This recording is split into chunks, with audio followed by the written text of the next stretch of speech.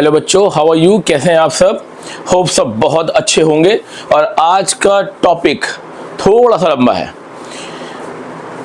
Differentiation की video lecture को continue करते हुए आज का टॉपिक हमारा है differentiation using log properties. Log मतलब logarithms, it's a separate chapter. Log एक अलग ही चैप्टर है जो आप फाउंडेशन में या आगे पढ़ेंगे separately, log anti log.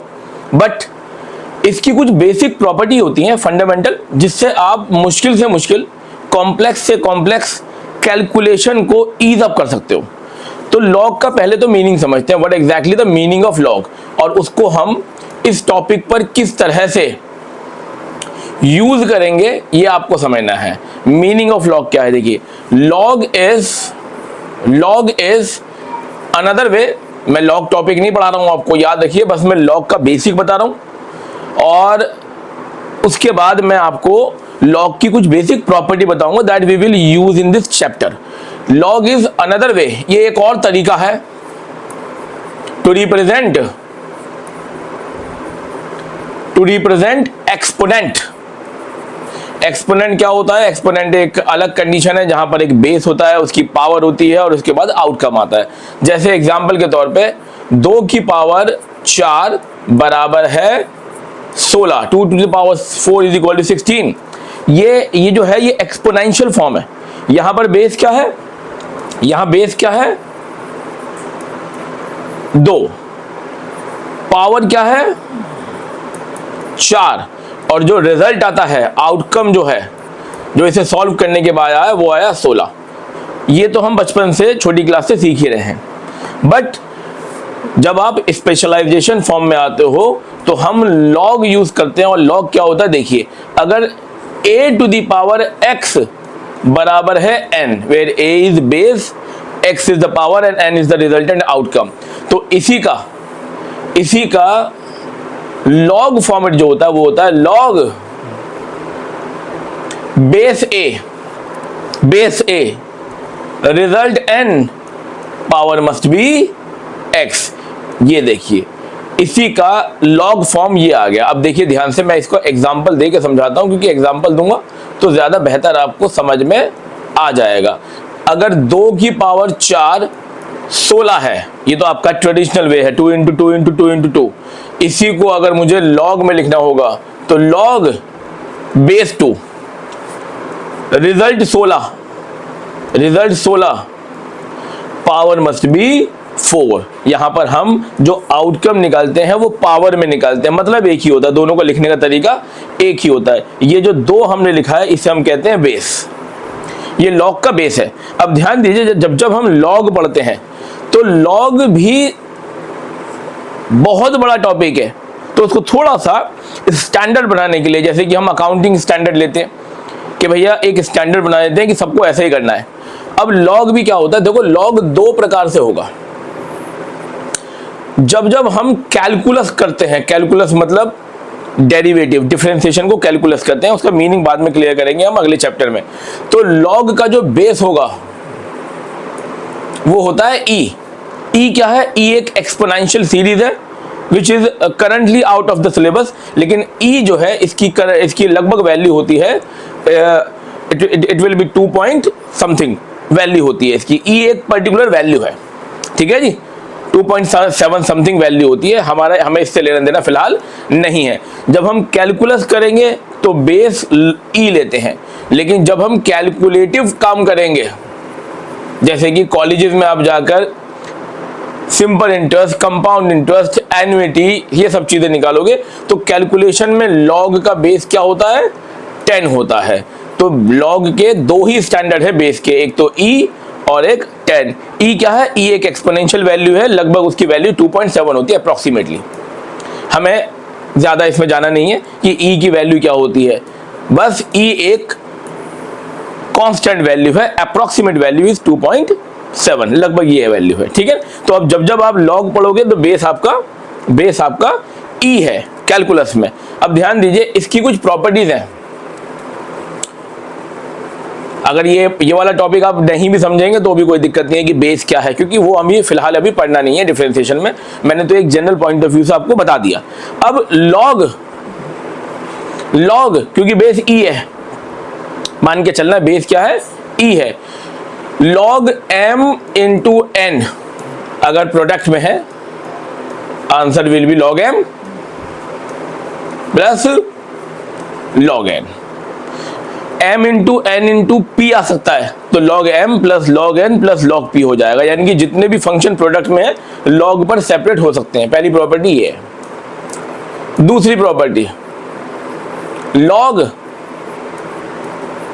m by n, अगर दो फंक्शन डिवाइड में है तो हम इसे लिख सकते हैं log m,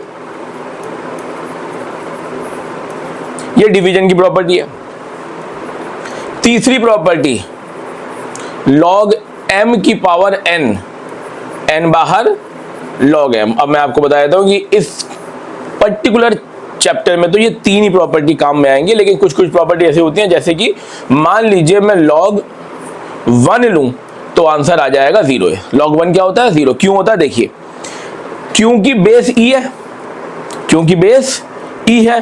और याद रखिए, अगर मैं इसका एक्सपोनेंशियल फॉर्म लिखूं तो e की पावर 0 बराबर है 1। e एक एक्सपोनेंशियल सीरीज है, पावर 0 आएगी तभी आंसर 1 आएगा। क्लियर हो रही बात? देखिए देखिए, कभी कभी बच्चे कंफ्यूज हो जाते हैं कि सर ये क्या है। देखिए, e एक ऐसा नंबर है जिसकी वैल्यू अप्रॉक्सीमेट 2.7 है।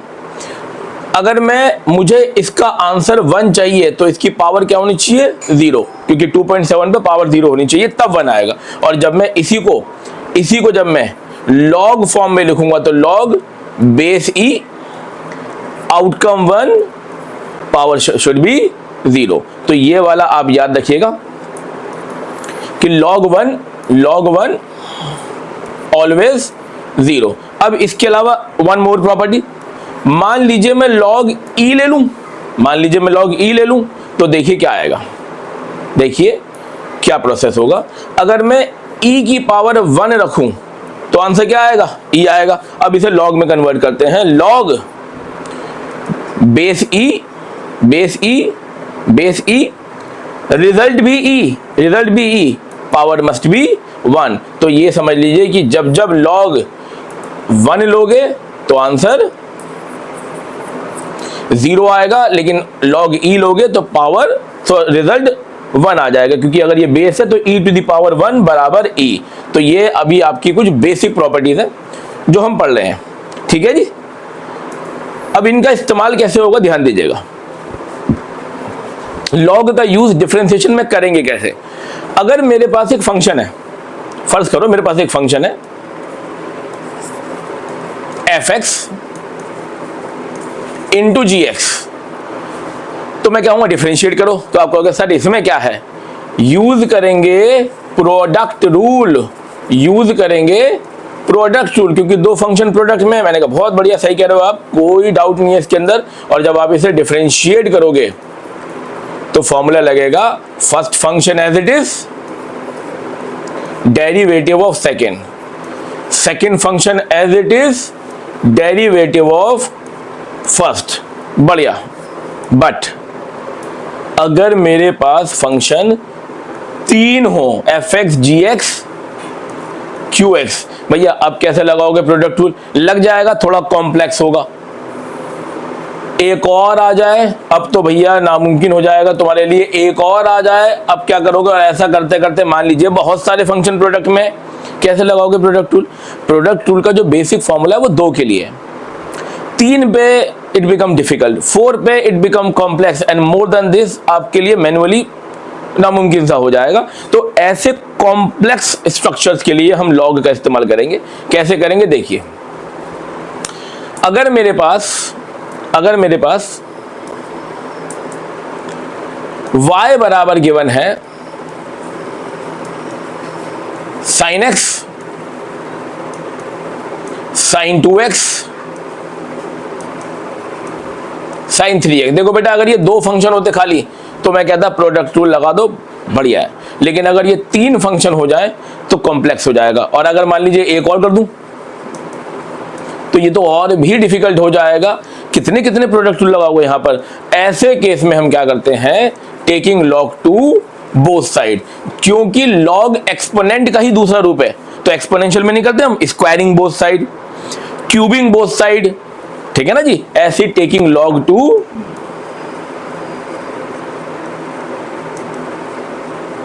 Both side. अब जब हम दोनों तरफ लॉग लेंगे तो log y is equal to log sin x sin 2x sin 3x sin 4x। और अब मेरी प्रॉपर्टी आती है कौन सी? प्रॉपर्टी आती है log m इंटू n, अगर मल्टीप्लाई में है log m प्लस, सेपरेट कर सकते हैं।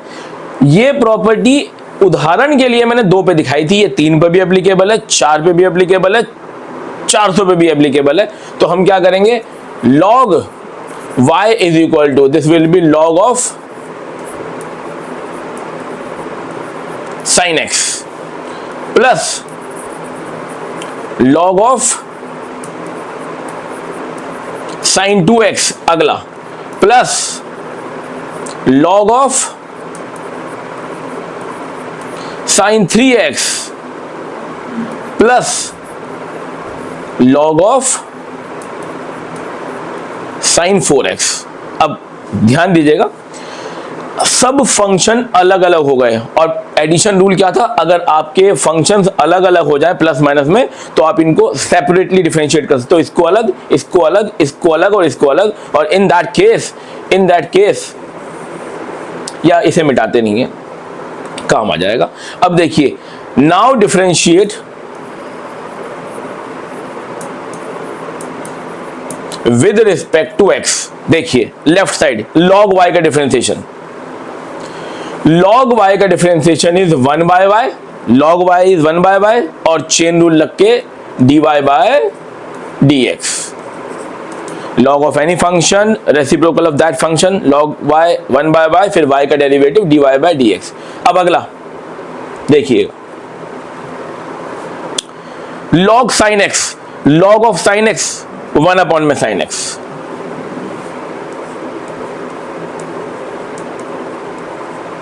फिर sin x का डेरिवेटिव cos x। चलिए जी, लग गया हमारा चेन रूल। अगला log ऑफ sin 2x,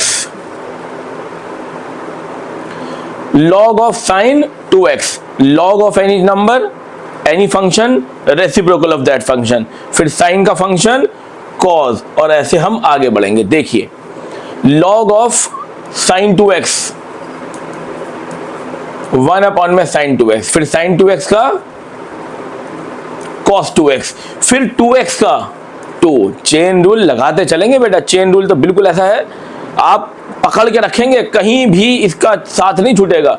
अब log ऑफ sin 3x, पीछे पेज पे आप देख लीजिए, log of sin 3x 1 upon sin 3x, फिर sin 3x का cos 3x, फिर 3x का 3, finally log of sin 4x, log of sin 4x का 1 अपॉन sin 4x, फिर sin 4x का डेरिवेटिव cos 4x और फिर 4x का डेरिवेटिव 4। आई थिंक हर बार हम यहां पर चेन रूल का अप्लाई कर रहे हैं और आपको ये बात समझ में आ रही होगी। Now simplify, cos by sin cot x, ये 2 बाहर कोफिशिएंट बन गया, cos 2x bye sin 2x